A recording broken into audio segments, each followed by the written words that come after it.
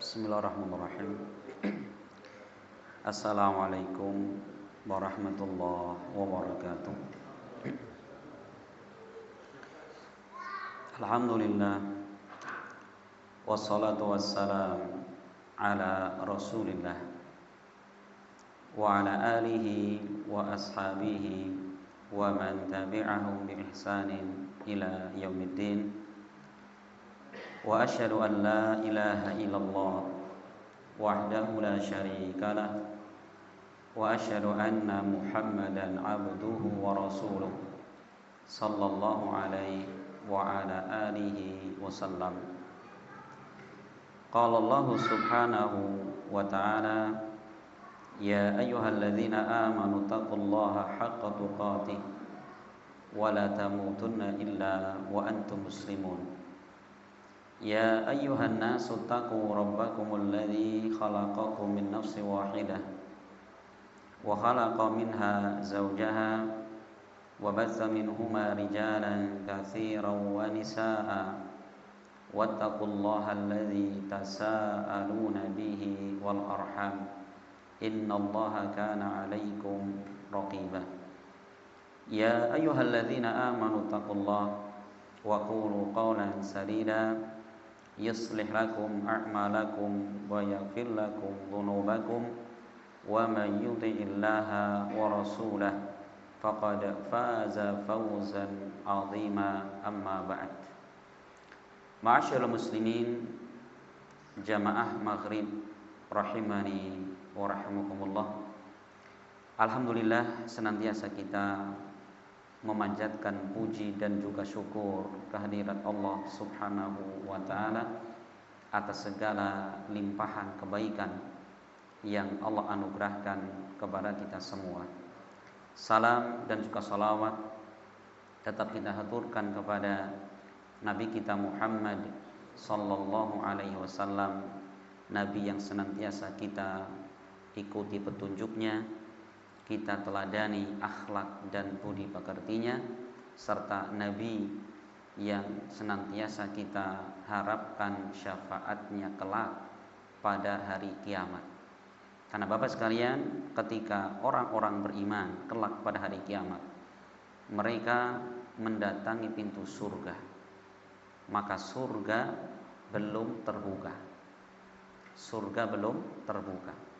Sebagaimana Allah menyebutkan di dalam Al-Quran, hatta idza ja'uha wa futihat abwabuha, maka sampailah ketika mereka, orang-orang beriman, mereka mendatangi pintu surga, maka wa futihat, di situ ada waw, kemudian dibukakanlah pintu surga. Yang kata para ulama menunjukkan bahwa huruf waw di situ tidak langsung terbuka.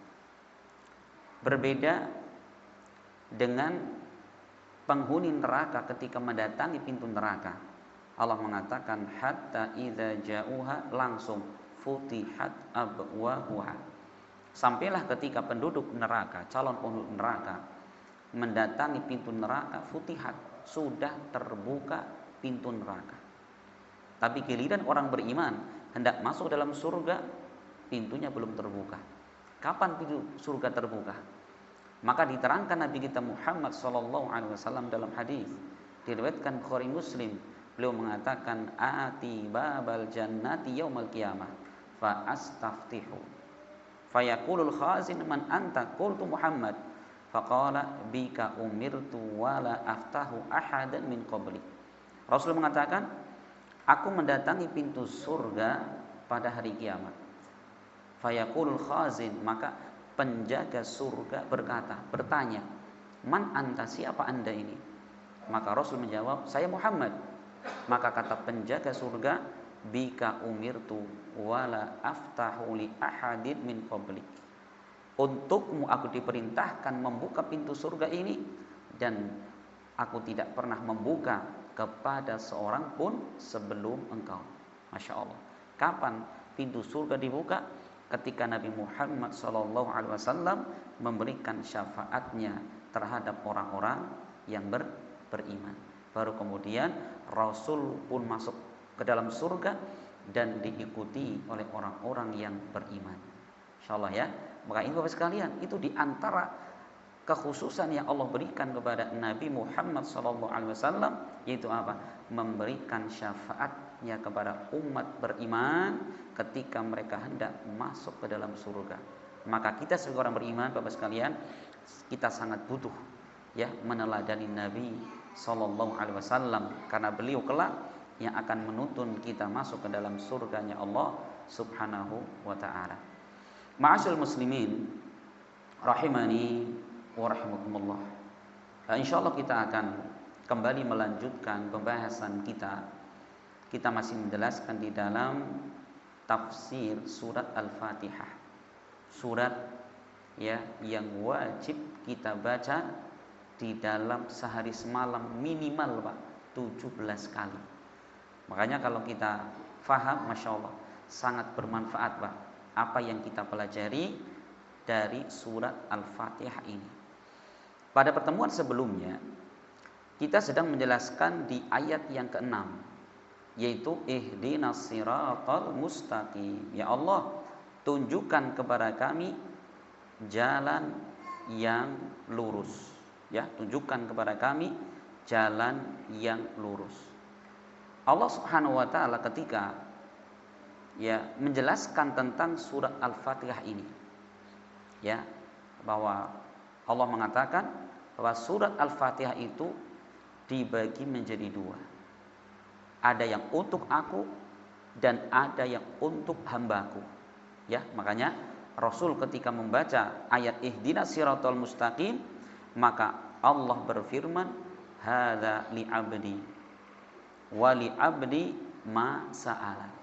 Ini untuk hambaku, dan untuk hambaku apa yang dia minta.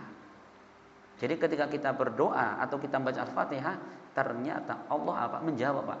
Jadi kalau kita membaca Alhamdulillahi Rabbil Alamin, Allah menjawab hamadani atau hamidani abdi, hambaku memujiku.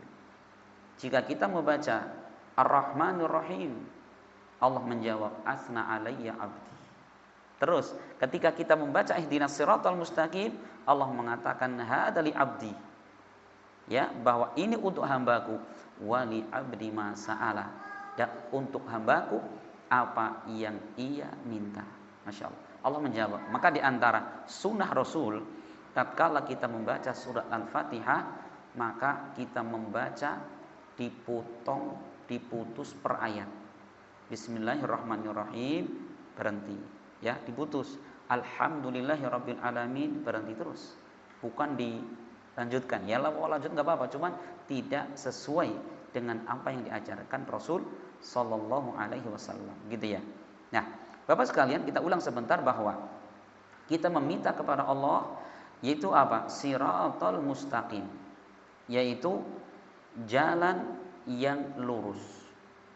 Yang Al-Imam Abu Ja'far At-Tabari, ya, beliau ketika menjelaskan ayat ini, beliau mengatakan ajma'atil ummatu min ahli ta'wil jami'an ala anna siratal mustaqim wa huwa at-tariqul wadihul ladzi la i'wijaja fihi. Kata Ibnu Jarir, beliau mengatakan, dan umat Islam ini ya telah sepakat, dari ulama Islam, ulama tafsir telah sepakat bahwa siratal mustaqim yang dimaksudkan adalah jalan yang jelas, yang tidak ada kebengkokan di dalamnya. Yang dimaksudkan adalah Islam itu sendiri, yaitu Islam ya dengan perintah-perintah dan larangan-larangan yang ada di dalamnya.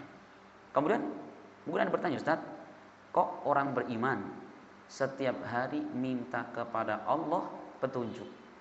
Bukankah petunjuk sudah dimiliki orang-orang beriman? Kan gitu ya. Karena dia bertanya tuh, orang Islam setiap hari minta petunjuk berarti sesat, kan gitu ya. Tidak Bapak sekalian. Maka yang dimaksudkan wallahu alam kata para ulama tafsir, dimaksudkan di dalam ayat ini, ya Allah tunjukkan kepada kami jalan yang lurus, artinya adalah kita minta kepada Allah agar diberikan istiqomah. Diberikan istiqomah di atas Islam. Karena seperti Syekh Sa'di dalam tafsirnya, beliau mengatakan hidayah itu ada dua. Hidayah ada dua.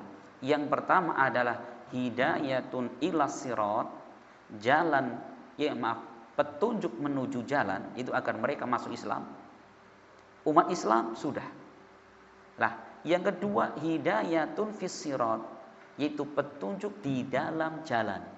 Setelah kita masuk Islam, di situ banyak sekali apa kebaikan-kebaikan yang kita minta kepada Allah agar kita diberi petunjuk untuk melakukan. Ada larangan-larangan dalam Islam, maka kita minta petunjuk hidayah kepada Allah agar kita bisa meninggalkan. Itu intinya Pak, bahwa yang dimaksud ihdinas siratal mustaqim di sini kita minta kepada Allah hidayah agar apa? Kita diberi istiqomah di atas Islam. Di dalam ayat lain ada Pak, mirip seperti ini. Allah sebutkan di dalam surat An-Nisa ayat 136. Allah berfirman, ya ayyuhalladzina amanu aminu billahi wa rasulih wal kitabil ladzi nazzala ala rasulih wal kitabil ladzi anzala min qabl. Allah mengatakan, wahai orang-orang beriman, perhatikan, wahai orang-orang beriman, berimanlah kalian kepada Allah, kepada Rasulnya, kepada kitabnya, kan gitu Pak. Coba, orang beriman diperintahkan Allah untuk beriman. Apa maksudnya itu? Orang beriman berarti mereka sudah beriman, namun Allah perintahkan mereka agar beriman yang kedua, yaitu apa? Yaitu agar mereka al-istimrar was-sabat wal mudawamah alal a'mal al-mu'inah ala dzalik, yaitu dia meminta agar terus-menerus, agar mereka tetap tegar dan kokoh ketika mengamalkan amalan yang akan menuju kepadanya. Itu ya. Jadi maknanya bahwa permintaan petunjuk di sini adalah petunjuk yang apa? Agar kita istiqomah terus-menerus di atas keislaman sampai kita mati, Pak. Karena Pak, wasiat Allah Subhanahu wa taala kepada kita semua agar apa? Agar kita mati di atas Islam. Ya, makanya ada di dalam Al-Qur'an Allah berfirman, ya ayyuhalladzina amanu taqullaha haqqa tuqatih wa la tamutunna illa wa antum muslimun. Wahai orang-orang beriman, bertakwalah kalian kepada Allah dengan sebenar-benar takwa, dan jangan sekali-kali kalian mati kecuali dalam keadaan Islam. Apa maknanya? Al-Hafidz Ibnu Katsir dalam tafsirnya beliau mengatakan, ai hafidhu islamakum fi sihhatikum wa salamatikum litamutu alaihi. Kata Ibnu Katsir, yaitu jagalah keislaman kalian, jagalah amal soleh kalian tatkala kalian sehat dan selamat, agar kalian mati di atas Islam itu. Masya Allah. Karena apa kata beliau? Fa innallahal karim qad ajra ala adatihi fa innahu man asya ala syai mata ala syai. Karena Allah yang Maha Karim telah memberlakukan kebiasaan. Siapa yang punya kebiasaan ya di dalam amalannya, maka dia akan mati di atas kebiasaan itu. Masya Allah ya. Jadi orang itu matinya tergantung dengan bagaimana kebiasaan dia sehari-harinya. Makanya supaya kita kalau melihat ya, apalagi sekarang zaman YouTube video ya, ada orang lagi, mohon maaf ya, lagi nyawer biduan tiba-tiba mati di atas panggung, ada kata nih ya. Bahkan Ibnu Qayyim al-Jauziyah, saya lupa dalam kitab apa itu, beliau memberikan contoh-contoh Pak, bahwa seorang itu akan mati sesuai dengan akhirnya. Beliau mencontohkan ada orang yang kerjaannya adalah nyanyi terus Pak. Dia bukan penyanyi tapi nyanyi terus Pak. Di kamar mandi nyanyi. Bisa baca nggak ada musik pun, gayung pun jadi tung tung tung tung tung gitu ya. Mau tidur nyanyi, bangun tidur nyanyi, ngelindur pun nyanyi Pak. Masya Allah, semua nyanyi. Begitu mau mati sudah cengop-cengop Pak. La ilaha illallah. Bukan kalimat la ilallah yang keluar, tapi nyanyian Pak. Masya Allah, begitu selesai mati orang tersebut. Tahu Pak, nggak ngeri Pak. Ada orang pekerjaannya kata Ibnu Qayyim, apa dia? Tukang catur Pak. Jadi pokoknya sudah kecanduan catur sudah. Ya tadi, lagi kerja sesibuk apapun, kalau belum catur, otaknya masih pusing Pak. Catur dulu ya. Bojone lagi masak, Bu, catur di situ. Di bapak yang pusing banget itu. Bangun tidur, mau tidur, ngelindur pun cekak gitu Pak ya. Saking itu. Ketika mau mati kata beliau, mau mati ditalkin, Pak, la ilaha illallah. Bukan kalimat la ilallah yang keluar, tapi cekak, mati coba. Itu ya, karena memang manusia itu dia akan mati bagaimana kebiasaannya. Beda dengan ulama-ulama hadis seperti Al-Imam Abu Zur'ah Ar-Razi. Masya Allah sekali. Beliau ketika sakit ya menjelang wafatnya. Beliau seorang ulama, siapa tidak kenal dengan nama beliau? Abu Zur'ah Ar-Razi ini. Subhanallah. Beliau ketika dalam kondisi tanda-tanda kematian sudah ada pada beliau, maka kawan-kawannya datang jenguk beliau. Setiap orang mau nalkin ini segan, masa ulama kayak gini ditalkin sih gitu loh. Iya juga ya. Akhirnya ada salah satu temannya ini, beliau ngasih isyarat Pak. Isyaratnya bagaimana?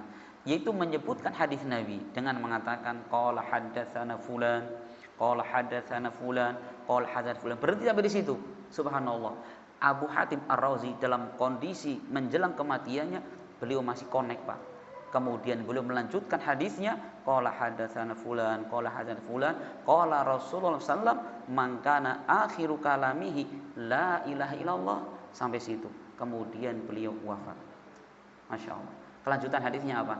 Man kana akhiru kalamihi la ilaha illallah dakhalal jannah. Tapi beliau mengatakan, Rasul bersabda, barang siapa yang akhir ucapannya adalah la ilaha illallah, berhenti beliau, sudah habis nafasnya, wafatlah beliau rahimahullah rahmatan wasi'ah.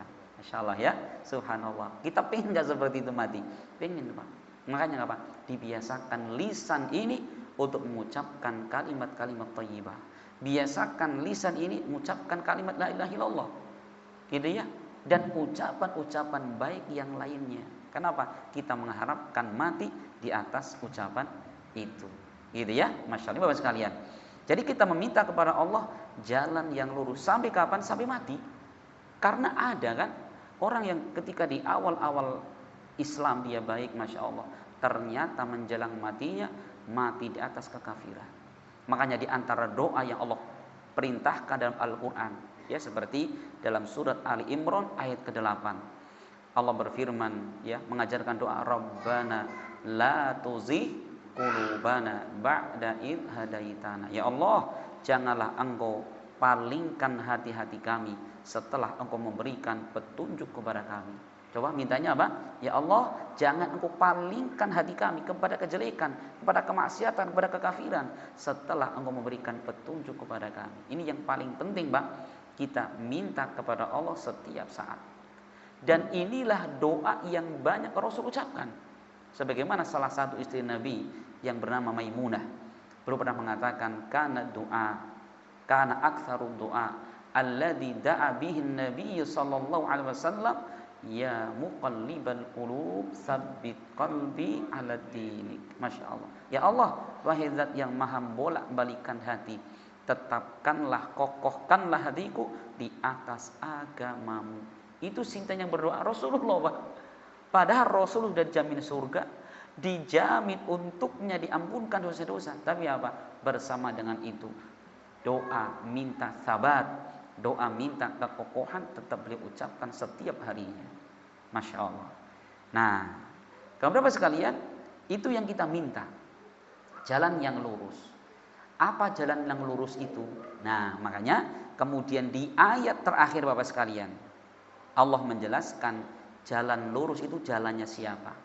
Allah menjelaskan siratal ladzina an'amta 'alaihim ghairil maghdubi 'alaihim waladhdallin. Yaitu jalannya orang-orang yang telah Engkau berikan nikmat kepada mereka. Bukan jalannya orang yang dimurkai, bukan pula jalannya orang-orang yang tersesat. Perhatikan, Pak. Jadi jalan yang lurus itu Allah mengatakan yaitu jalannya orang-orang yang Engkau berikan nikmat kepada mereka. Siapa itu? Orang yang Allah berikan kepada mereka nikmat. Allah terangkan dalam ayat yang lain, Pak. Ada di dalam surat An-Nisa ayat 69, Pak. Ini jadi Masya Allah ya, Al-Quran ini, Pak, satu ayat dengan ayat yang lainnya satu surat dengan surat yang lainnya saling melengkapi, saling menguatkan, saling merinci. Nah, ada Bapak sekalian tafsir para ulama yang dalam metode pentafsirannya itu ayat dengan ayat, Pak. Ini judul kitab tafsirnya itu Adwaul Bayan, karya Asy-Syaikh Muhammad bin Amin As-Singkiti. Bagus itu, Pak. Gitu ya. Jadi kita bisa melihat ternyata Al-Qur'an ini sifatnya apa? Saling menguatkan.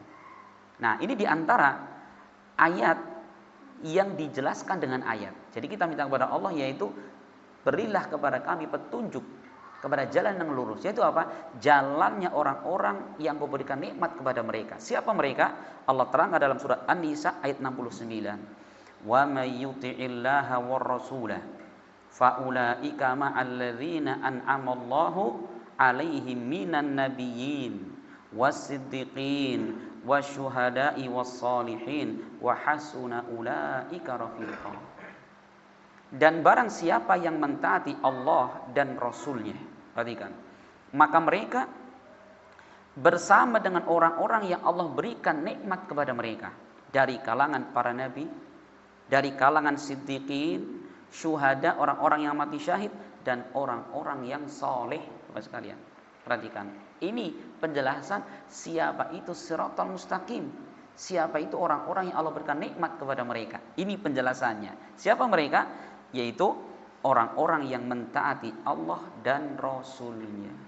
Masya Allah, orang yang mentaati Allah dan Rasulnya, maka mereka akan bersama dengan orang-orang yang Allah berikan nikmat kepada mereka dari kalangan para nabi, ya, dari kalangan orang-orang siddiq. Siapa di antara siddiq?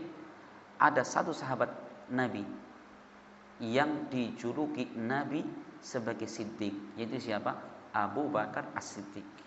Maka perlu Bapak sekalian, kita di dalam beragama melihat tafsir para ulama, coba lihat bagaimana Abu Bakar As-Siddiq tatkala beliau menafsirkan ayat.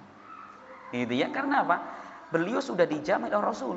Beliau adalah seorang As-Siddiq yang jujur, Pak, yang membenarkan. Apa sejarahnya Abu Bakar As-Siddiq? Beliau ini dijuluki sebagai As-Siddiq. Jadi gini, Pak.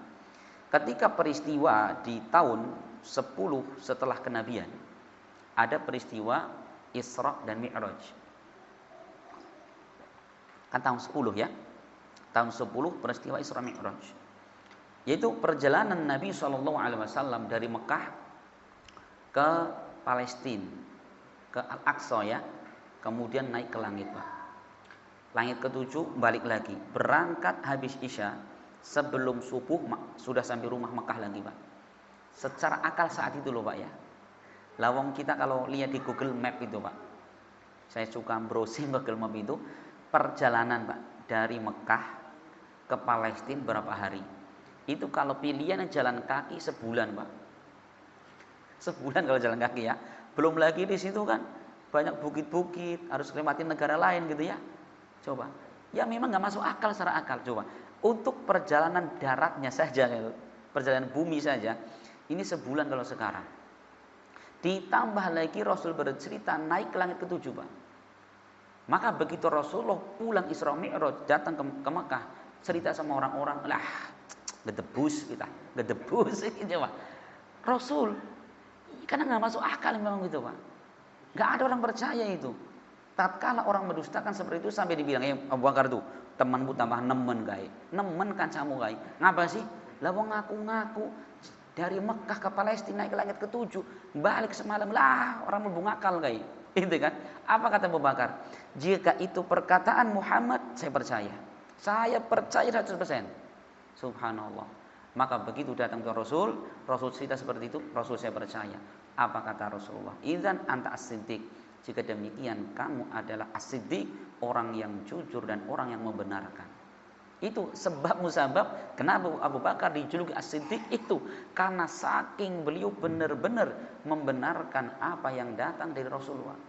Di kala itu orang-orang ya tadi semua mendustakan karena memang tidak masuk akal.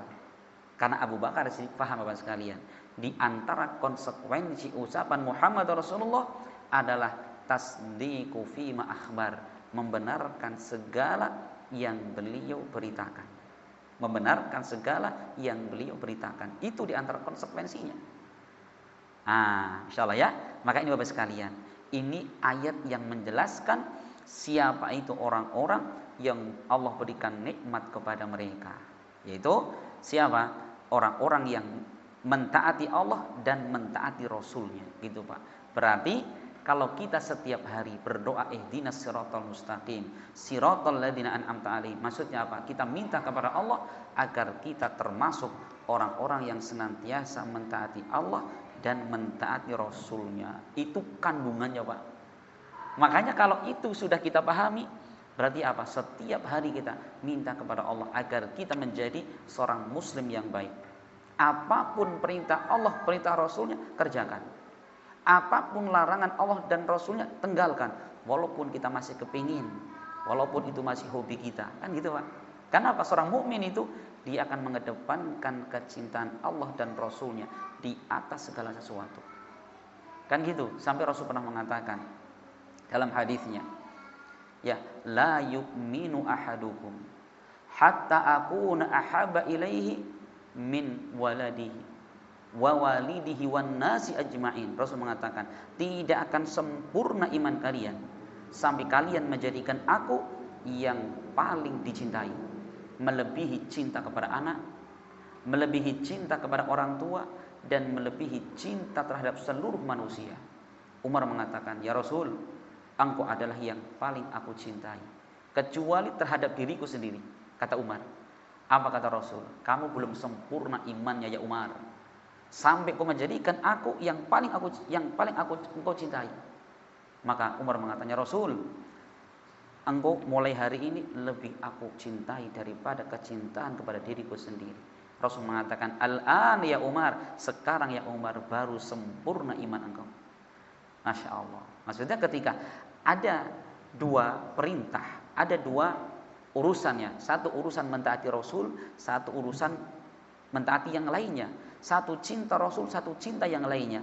Kalau sempurna iman kita, kita akan kedepankan kecintaan kepada Allah dan Rasulnya. Contoh Pak, ini kadang-kadang ya, ada yang sudah mampu untuk ya korban misalkan ya, udah korban, udah nabung setahun ini mau korban, insya Allah tahun depan. Giliran mau korban, Bu, insya Allah kita buka tabungan cukup untuk korban ini. Kata istrinya, Pak, tapi kok ini cincinnya udah gatel-gatel apa ya? Kan? Ini juga HP-nya sudah, nge-hang-nya gimana sih? Apa korban tahun depan aja? Toh kan korban setiap tahun ada. Kadang-kadang kita kalah Pak. Ya sudah nggak apa-apa, korban tahun depan. Contoh itu. Kita mengedepankan cinta istri daripada mengedepankan Allah dan Rasul. Iya. Kita mungkin sudah, Masya Allah, saya sudah wajib untuk haji atau umroh. Mungkin haji lama ya. Tahun ini saya umroh, cukuplah. Berangkat umroh misalkan. Pikir-pikir ibunya, Bu, Pak, tapi kita belum punya mobil loh. Belum punya mobil sudah tua misalkan. Mana yang wajib Pak? Ya, Allah memerintahkan kita, walillahi 'alan nasi hajjul bait. Wajib bagi manusia haji menuju Allah. Ya, itu wajib Pak. Sedangkan kita beli mobil nuwun sewu enggak wajib Pak. Enggak sampai wajib. Nggak ada mobil, bisa naik motor. Nah, motor ada kendaraan yang lain kan gitu. Bisa sewa juga bisa. Jadi kadang-kadang di antara kita subhanallah, kita lebih memilih beli mobil dulu, ya, mengalahkan kecintaan kita kepada perintah Allah berupa haji. Nah, ini semua menunjukkan apa? Nah, semua konsekuensi ketaatan kita kepada Allah dan Rasul. Ini Bapak sekalian. Jadi yang kita minta kepada Allah setiap hari ini, ihdinas siratal mustaqim, siratal ladzina an'amta alaihim. Jalannya orang-orang yang Engkau berikan nikmat kepada mereka, dari kalangan para nabi, dari kalangan siddiq wa syuhada wa sholihin. Sifat tiga ini, siddiq, syuhada, sholihin, ini semua ada pada sahabat Nabi. Makanya kalau kita minta kepada Allah jalan lurus, berarti apa? Teladani Rasul dan para sahabatnya. Gitu. Kita beragama, lihat bagaimana Rasul beragama dan bagaimana para sahabat Nabi beragama. Itu Pak. Nah, ghairil maghdub, Allah mengatakan bukan jalannya orang-orang yang mereka dimurkai. Siapa mereka orang dimurkai? Ibnu Katsir mengatakan yang dimaksudkan orang yang dimurkai, wa humul ladzina fasadat iradatuhum fa'alimul haqqa wa adalu anhu. Mereka adalah orang-orang yang rusak hati mereka. Yaitu apa? Orang yang mereka tahu ilmu namun dia berpaling dari ilmu. Siapa mereka? Ibnu Katsir mengatakan mereka adalah orang-orang Yahudi. Orang Yahudi ini mereka punya ilmu, Pak. Di antaranya ilmu tentang Nabi Muhammad SAW. Mereka ngerti sekali, Pak. Bahkan Allah menggambarkan dalam surat Al-Baqarah bagaimana pengetahuan orang-orang Yahudi terhadap Nabi Muhammad SAW. Allah mengatakan ya'rifunahu kama ya'rifuna abna'ahum. Mereka orang Yahudi mengenal Nabi Muhammad SAW dari kitab mereka Taurat sebagaimana mereka mengenal anak-anak mereka sendiri, Pak. Coba kita punya anak banyak, tapi kenal semua, Pak. Anak pertama sukanya makan apa, ya, alergi makan apa, ngerti semua kita, Pak. Tai lalatnya berapa, ngerti kita semua itu, Pak. Makanan kesukaannya apa, kan gitu, ngerti semua, Pak. Dari anak satu sampai anak terakhir.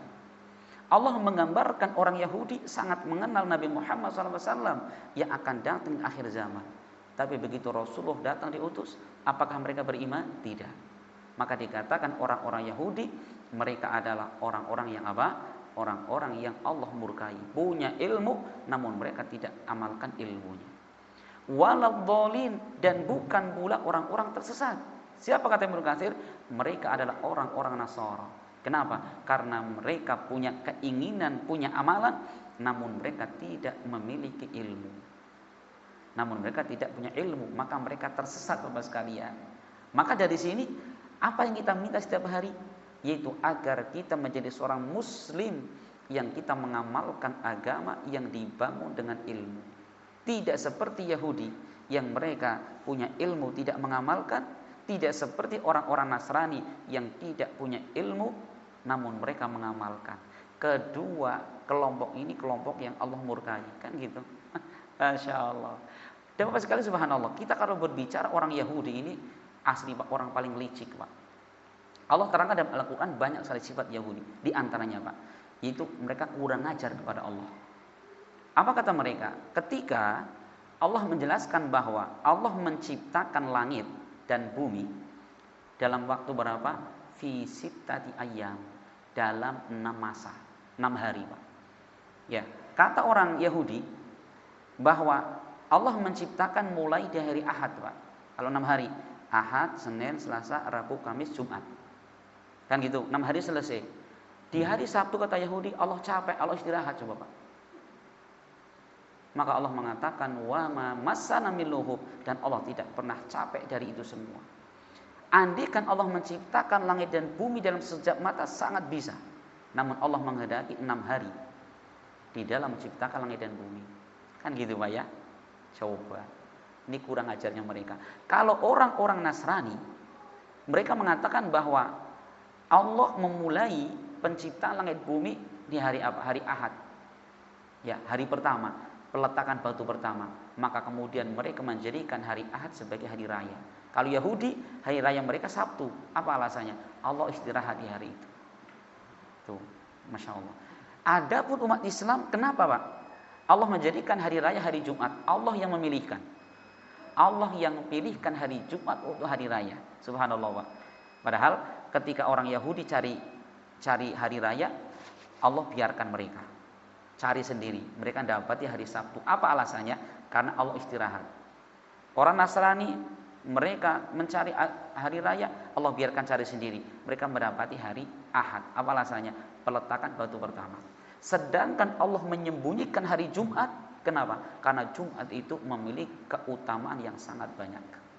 Insyaallah, ya. Ini Bapak sekalian. Makanya orang Yahudi terkenal, Pak, orang yang sangat licik. Maka, Pak, ketika Allah melarang mereka dengan istilah ashabus sabt itu, yaitu melarang mereka untuk cari ikan di hari Sabtu, Pak. Ya udah, mereka nurut awalnya, tapi qadarullah, Pak, ya Allah uji mereka itu. Kalau di hari Jumat mereka nyari ikan, sepi, Pak. Ya. Begitu hari Sabtu mereka ke laut, ikannya pada nari-nari, Pak, gitu, Pak. Renang di pinggir pantai gitu. Hari Ahad mereka masang jaring, nol, enggak ada hasil. Si kepriwe caranya iki? Hari Sabtu dilarang nyari ikan, ikannya banyak.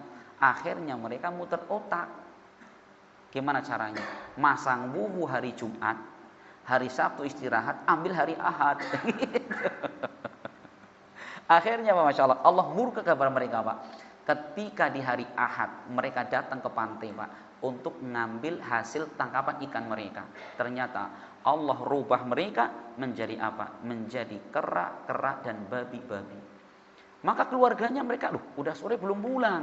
Ditelepon nggak diangkat, zaman dulu nggak ada telepon Pak. Di miss call nggak ada gitu Pak. Google Map nggak ada. Mereka datang ke pantai. Ternyata mereka dapati di pantai nggak ada manusia. Yang mereka dapati babi-babi dan kera-kera. Babi dekat mau meluk istrinya. Ada babi lari mereka itu Pak. Itu ternyata suami-suami mereka yang Allah rubah menjadi babi dan kera-kera tadi. Nah, tapi habis itu langsung mati Pak. Nggak beranak pinak ya. Ada yang ngomong manusia dari babi, dari kera. Ya tidak, karena setiap makhluk manusia yang kemudian Allah rubah bentuknya menjadi kera dan babi, tidak lama kemudian mati, binasa mereka. Nggak sampai beranak pinak, gitu ya. Wallahu a'lam bishawab. Bapak sekalian, jadi kita berdoa kepada Allah setiap hari, yaitu agar kita berada di jalan yang lurus, bukan jalannya orang-orang Yahudi yang mereka berilmu tanpa beramal, dan bukan pula jalannya orang-orang Nasrani yang mereka beramal dengan tanpa ilmu. Maka muslim kita beramal di atas ilmu. Semoga bermanfaat dan semoga Allah Subhanahu wa taala senantiasa memberikan petunjuk kepada kita untuk menempuh jalan yang Allah dan Rasulnya ridhoi. Amin ya rabbal alamin. Dan kita akhiri, subhanakallahumma bihamdik, asyhadu an la ilaha illa anta, astaghfiruka wa atubu ilaik. Assalamualaikum warahmatullahi wabarakatuh. La ilaha illallah al-malikul haqqul